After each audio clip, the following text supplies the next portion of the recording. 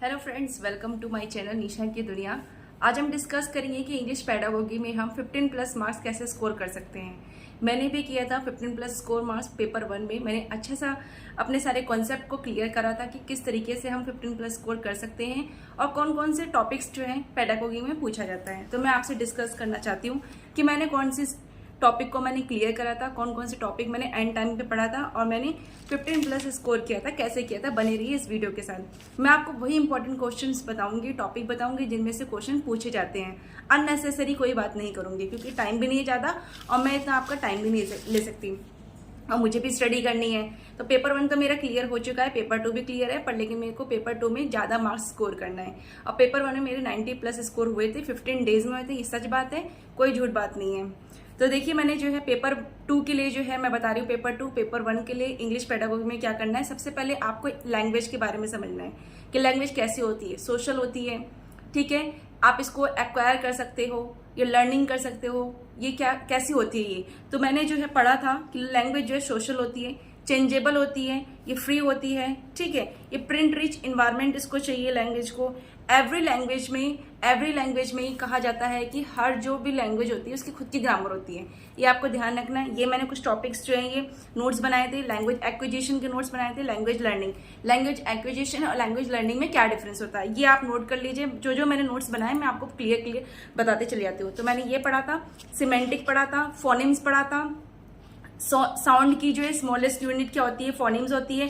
Total फोनिम्स कितने होते हैं, 44 होते हैं, जिसमें से वोवल्स होता है 20 होता है, कॉन्सोनेंट होता है 24 होता है। तो इस पे क्वेश्चन पूछा जाता है। फिर इसके बाद जो है लैंग्वेज स्किल क्या होती है, रिसेप्टिव स्किल होती है, एक प्रोडक्टिव स्किल होती है। नोट करते चले जाइए फटाफट, मैं टाइम आपका ज्यादा नहीं लेना चाहती हूँ। फिर इसके बाद जो है homonyms, homophones, phonetics, phonology, semantic, linguistic और मॉर्फेम और डिप्थोंग, इनसे भी क्वेश्चन पूछा जाता है। तो आप नोट कर लीजिए, homonym, homophones, phonetics, phonology, semantic, syntax, linguistic, forming, morpheme और डिप्थोंग, सॉरी मॉर्फिंग होगा वो।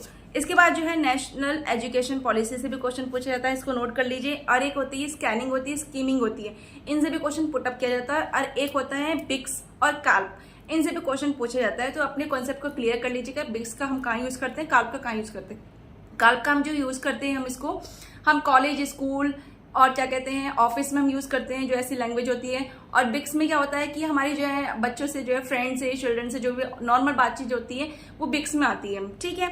ये आप कॉन्सेप्ट क्लियर कर लीजिएगा। और स्टीफन क्रेशन से भी क्वेश्चन पूछा जाता है, तो इसके भी नोट्स बना लीजिएगा, आप क्लियर कर लीजिएगा, मैराथन क्लास ले लीजिएगा।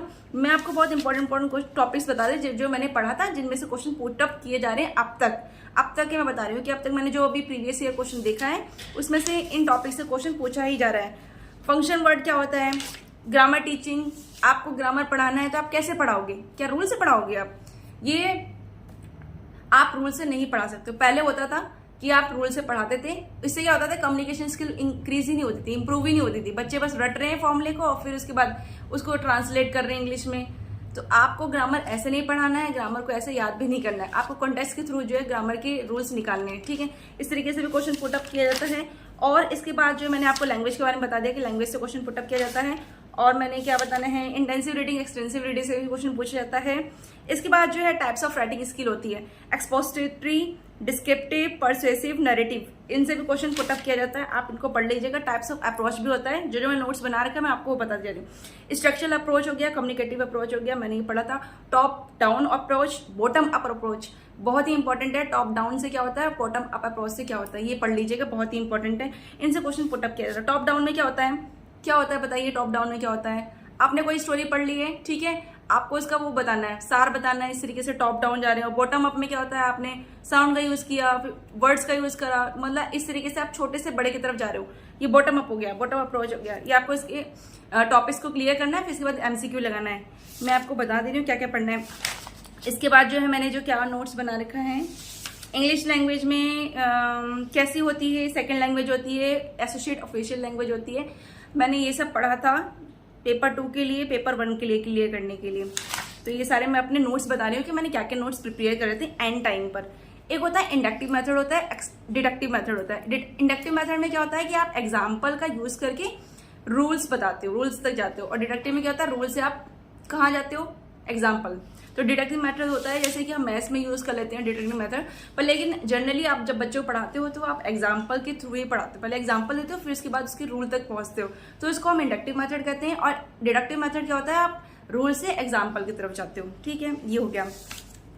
डायरेक्ट मेथड क्या होता है, ग्रामर ट्रांसलेशन मेथड क्या होता है, नेचुरल मेथड क्या होता है, ये सब पढ़ लीजिएगा, बहुत ही इंपॉर्टेंट है। इसके बाद जो है मैंने आपको बिक्स और कार्ब्स बता देता है। बिक्स की फुल फॉर्म पूछते हैं क्वेश्चन में, और कार्ब्स की भी फुल फॉर्म पूछ लेते हैं। दोनों इंपॉर्टेंट है, इन दोनों की फुल फॉर्म भी याद करिए, इनके कॉन्सेप्ट क्लियर करके जाइएगा, इनसे क्वेश्चन जरूर पूछा जाता है।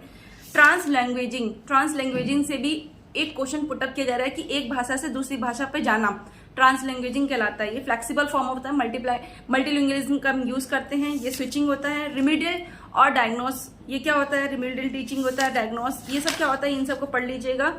और होमोग्राफ क्या होता है, फोनोलॉजी, मॉर्फोलॉजी, ये सब पढ़ लीजिएगा। फंक्शनल वर्ड्स क्या होता है, LSRW क्या होता है, 4 स्किल होती है, लिसनिंग, स्पीकिंग, रीडिंग और राइटिंग। इनमें से आपको बताना है कौन प्रोडक्टिव होता है, कौन प्रोडक्टिव होता है, रिसेप्टिव होता है। इन दोनों में से आप पढ़ लीजिए कौन एक्टिव होता है, कौन पैसिव होता है। ये टॉपिक बहुत इंपॉर्टेंट है। इसके बाद जो है इतना आप इसको कंप्लीट करिएगा, इन टॉपिक को कंप्लीट करिएगा। जो मैंने नोट्स जो मैंने बनाए थे, मैंने आपको क्लियर बताया कि मैंने यही नोट्स बनाया था, इन्हीं में से मैंने 15+ स्कोर किया था। अब आप ये कहना चाहते होंगे कि 15+ तो कैसे आ सकते हैं, क्योंकि 15 मार्क्स तो पेडागोगी आता है और 15 मार्क्स के 2 पैराग्राफ आते हैं। तो मैंने क्या किया था कि मैंने 15 मार्क्स के 2 पेडागोगी कर लिया था, क्योंकि टाइम इतना होता नहीं है कि आप 15 मार्क्स के जो है पैराग्राफ भी उसको अच्छे से एकदम परफेक्टली कर पाओ, आपके मार्क्स उसमें से स्कोर हो जाए 15 में से, ऐसा होता नहीं है। आप सबसे पहले जो है पेडागोगी कंप्लीट करिएगा, उसके बाद जो है आप देखिएगा जब जो पैसेज होता है उसमें से 2 क्वेश्चन ऐसे होते हैं जिनमें से जैसे नाउन पूछ लिया, वर्ब पूछ लिया, एडजेक्टिव पूछ लिया, कंजक्शन पूछ लिया, कुछ इस तरह के क्वेश्चन आते हैं। एक होता है हाँ, इन तरीके से 2 क्वेश्चन आप पुटअप होते हैं, वर्ब हो गया, एडजेक्टिव हो गया, इन सबको आप टॉपिक को क्लियर कर लीजिएगा क्या होता है। 2 मार्क्स तो आपके यहाँ से गेन हो जाते हैं। इसके बाद जो है 1-2 क्वेश्चन बहुत ही ईजी होते हैं पैराग्राफ में, आपको एग्जैक्ट वहीं का वहीं पैराग्राफ ने जैसे पढ़ा आपको उसका आंसर मिल गया। तो आप इस तरीके से भी कर सकते हो, क्योंकि टाइम इतना नहीं होता है, क्योंकि 30 मिनट्स में आपको पेडागोगी भी करनी है, 2 पैराग्राफ भी करने हैं। तो इस हिसाब से आपको प्रैक्टिस भी करके जानी है कि पहले से ही आप एक तरीके से प्रैक्टिस कर लीजिए इंग्लिश पैसेज करने की, कि आपको वहां पे पेपर टाइम पे इतना टाइम देना ना पड़े। इस तरीके से आप ये कर सकते हैं। और जो मैंने आपको टॉपिक बताए हैं इंग्लिश पेडागोगी में, इन सबको कवर कर लीजिएगा, बहुत ही इंपॉर्टेंट है। जिन्होंने पहले कभी नहीं पेडागोगी पढ़ी है, तो मैंने जो टॉपिक बताए हैं इस वीडियो को दोबारा सुनिएगा, कौन कौन से मैंने टॉपिक बताए हैं, बहुत ही इंपॉर्टेंट है, क्योंकि मैंने ये नोट्स बनाए हैं और इसी नोट्स को पढ़ के मैंने 15+ स्कोर किया है इंग्लिश पेडागोगी में।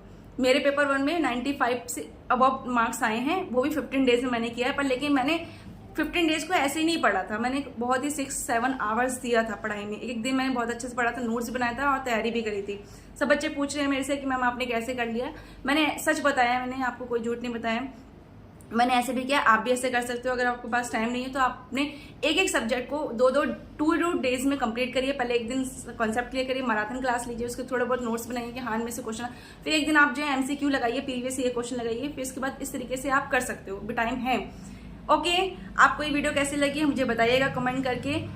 आई होप, मैं आशा करती हूँ कि वीडियो आपके लिए हेल्पफुल होगा। जो मैंने टॉपिक बताया उन्हें आप कर लीजिएगा।